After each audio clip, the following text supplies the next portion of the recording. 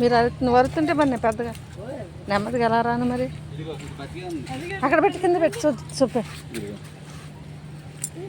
అవును బతికొని వాటిని తీసుకెళ్దాం. అవును అవును అది బతికే ఉంది అది కదా. భలేకి వెళ్తుందిరా.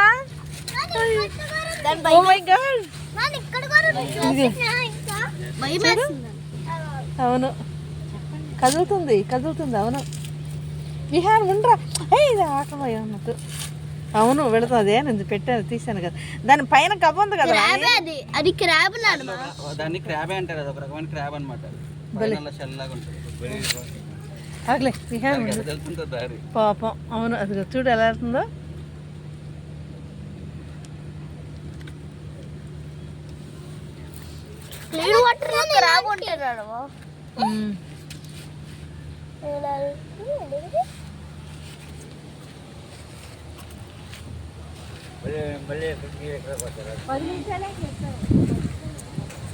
ఇంకో ఇవన్నీ కూడా కోరల్స్ అంటారట. ఇవి చూడటానికి రాళ్ళు లాగా ఉన్నాయి, బట్ ఇవి స్టోన్స్ కాదంట.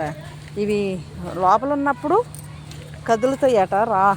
కోరల్స్ అంటారని మా బాబు చెప్పాడు, మా అబ్బాయి చెప్పాడు. కోరల్స్ అంటారు వీటిని కోరల్స్ అంటారట. ప్రాణం ఉంటుందంట వీటికి. లోపల సముద్రంలో ఉన్నప్పుడు ప్రాణం ఉంటుందంట.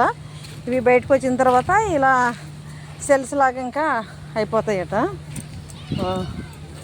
ఇదండి చూడండి. ఇది ఎలా ఉంది, తాబేలు లాగా ఉంది. తాబేలు లాగా ఉంది ఇది. ఇవన్నీ కూడా చూడటానికి రాళ్ళలాగా ఉన్నాయి, కానీ బట్ ఇవి రాళ్ళు కాదట. ఇవన్నీ కోరల్స్ అంటారు అని చెప్పి బ్రతికే సముద్రం లోపల ఉంటే ఇవి బ్రతికే ఉంటాయి అంట, కదులుతాయి అట మామూలుగానే. ఇప్పుడు మాత్రం ఇది పాపం అంటే నేచురాలిటీకి ఏముంది, కానీ బయటకు వచ్చిన తర్వాత ఇవి ఇలా సెల్స్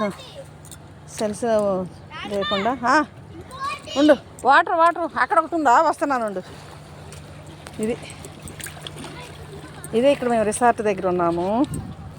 రిసార్ట్ దగ్గర నుంచి బ్రేక్ఫాస్ట్కి పూరి 280 రూపాయలు చెప్పారు. 4 ఉంటాయట, కానీ ఫుల్ కాస్ట్ ఇక్కడ. అన్నీ కూడా చాలా కాస్ట్.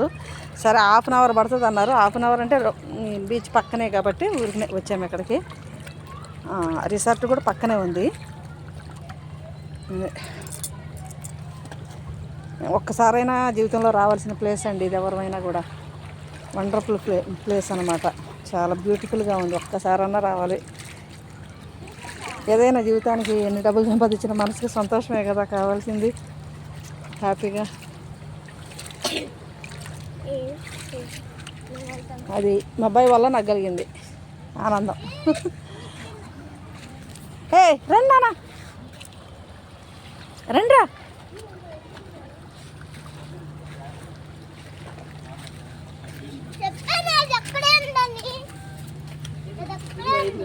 అదే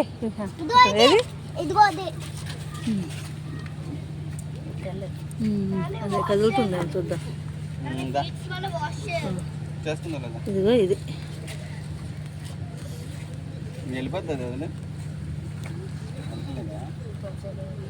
మనం ఉన్నాంగా అలికిడికి వెళ్ళట్లా. ఇప్పుడే కదరా వచ్చింది. ఉండండి.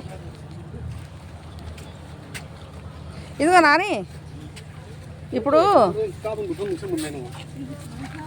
ఫ్రంట్ కట్ చేయకుండా ఫ్రంట్ రావాలంటే అదే మళ్ళీ చెప్పింది. రావట్లేదని రాదనుకుంటా. అయితే రాదు.